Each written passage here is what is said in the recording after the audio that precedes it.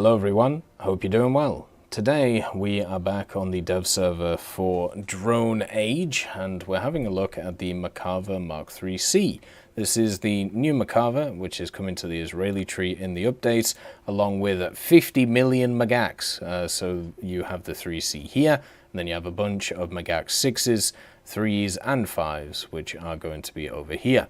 The Merkava line really stretches out over 9.0 all the way to 11.0, and it is nice to get another 10.0 Merkava in so we can actually have more of a decent lineup for the other Merkava, since what wins games in War Thunder and what makes it enjoyable is lineups, not specific vehicles, unless you are a carry monster, and even then at the high tiers of the game you can, kind of just lose that vehicle incredibly quickly. So you may be asking, what is the difference between the Merkava Mk.3B, which is the standard one which we've had at least since last update, and the 3C? Well, it's quite a small difference, I'm not going to lie. The first one is the fact that this has this, and usually these are some kind of improvement, whether it's like a wind worker outerer is obviously its official term, but on the Merkava Mk.3B you can see it doesn't have one there. The Mk.3 also has its radio aerials in different places. The other difference is the actual optics themselves. So the 3B for the commander has the zoom of 4 times to 20 times, whereas the 3C actually has 2 times to 8 times. So I would actually say that the 3C's optics is worse than the 3B's, even though it's supposed to be an upgrade. Now, the general armor is exactly the same. The optics for the gunner in the 3C is 6 times to 12 times, and the Mk.3B is 6 times to 12 times. So the only thing that is really changed is the commander optics, which I feel like won't be used that often. It has the 4-man crew, it has the engine in the front, the 1200 horsepower one, 65 tons since it's a Merkava and it's a chunky boy, and it has all of the nice armor of the Merkava. Not just the fact that you have all of this external composite armor, you have the weird and wonderful angles that the Merkava has on its turret, which means that a lot of the shells will kind of ricochet off into weird areas. Even if you pen the low glacis, it has a bunch of little armored areas to try and stop the shells or try and stop them from penetrating and overdoing damage. The engine will soak up a decent amount as well, even after the bug fix on it, and the only way to really one-shot this machine is to hit the ammo in the back, which is in its own casing, as you can see in the back here on the 3C. The ammo is actually found right here, with the first stage being 5 pieces down here, and then that's even covered with a fireproof container as well, or you shoot it from the side and you kill all of the guys who are in the turret. The gun is the 120mm IMI MG251. This gun is pretty good. It's a two-plane stabilized gun, has nice targeting speed on it as well. So it can move around at a decent rate. Not as good as some of the other MBTs that are sat around this BR, but good enough, I think, is probably the way that I would class it as. The actual round that it gets access to is the M322. One of the problems with these Merkavas, the Mk.3s, they have exactly the same modifications across the board to the letter. One of the issues with the Mk.3Cs is that they have the classic case of only having one APF SDS round actually attached to them. So instead of having an APF SDS round at rank 1 and then one at rank 4, instead what you get is you get one at rank 3. So you have to use the heat FS all the way from rank 1 to rank 3 to get that round. Now the round's good. The M322 is fantastic. Pens 589, 497, 340. It's going to be able to pen anything that it faces, as long, in certain areas you're going to have to aim it, but most of the time you're not going to have to. But because it's a rank 3, it's an absolute pain to be able to get access to. The reason why I know this is because there's a few other vehicles like this. The Type 90 is like this, the M1A1, the 10.3 one. This actually uses the M829 round, which is slightly worse than the 322, with a 284mm of pen at 60.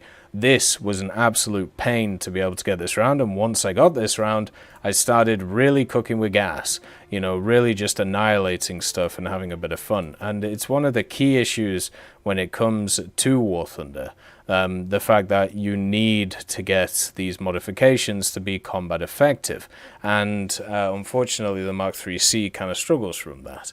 But once you get the round, you'll be doing great. It has the standard reload for the 120mm 8.7 stock, and it will go down to 6.7 when aced, or 7.7 when you have the full crew skills on it. And also, you will have pretty decent mobility on this thing. The Mark IVs are quite nice because they actually updated the transmission on it, so therefore they can go as fast forwards as they can backwards. Unfortunately, the Mark III doesn't benefit from this, so it's still kind of stuck going pretty slow. But it does have, in the reverse, it does have a lot of grenades though, in the form of smoke. So it has the 30 grenade launchers, and then also the 12 smoke grenades on top of it.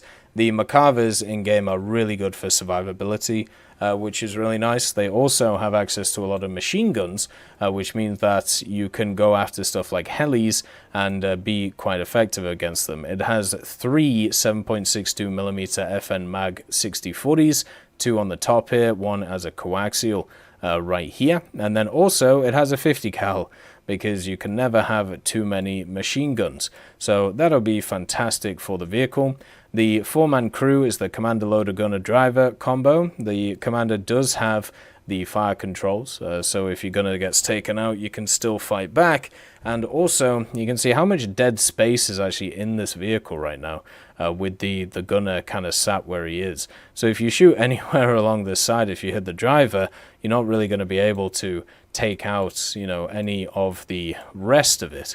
The customization options are pretty standard, you know, nothing too crazy. Hopefully we start getting in some user skins for these Israeli vehicles, because, well, they look nice, you know. There's a lot of really cool ones that they could add, so I'm kind of looking forward to them in general. It also gets a HETF shell on its main gun, and maybe that's a good idea to do, because you do have the laser rangefinder, the LWSLR setup, so maybe shooting down helicopters, you could use the HETF to great effect. So maybe carry a few along with you as you go around.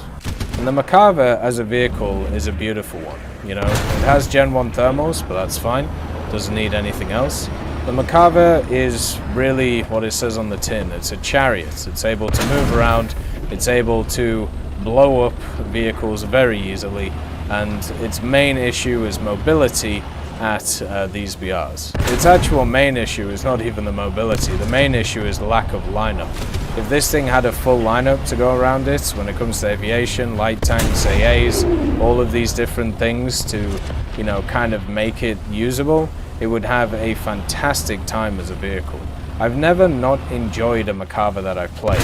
You know, I haven't played the Mark IVs yet, but the Mark IIIs that I've played, the Mark IIs, the Mark Is have always been very entertaining to me.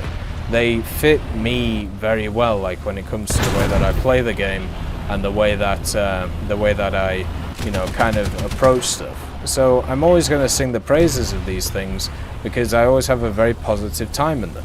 And with the Israeli tree, it is never the Merkava letting me down. It is always the actual overall lineup that is letting me down. And with the introduction of a lot of the Magaks, this helps out a lot of the mid-tier stuff, which is good, but it doesn't help out really any of the high-tier stuff yet, and I'm sure that will come later on.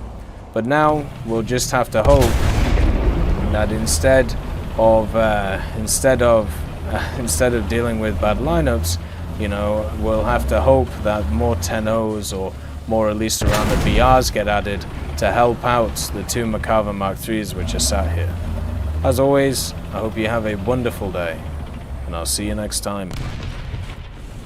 I'd just like to thank Nicholas Richardson, Elove Goat, Pyman675, Winter Scientist, Merciless Reaper, Jerry Prevolt, Megadino King, Orange Tail, Teddy, John Ryman, Universe, Ambrosius McClellan, Daniel Stanton, Moxie, B. Young, Uncle Bean, Sem Arslan, Derek R., Bareen, Lafouche, and Samuel Slick for supporting the channel.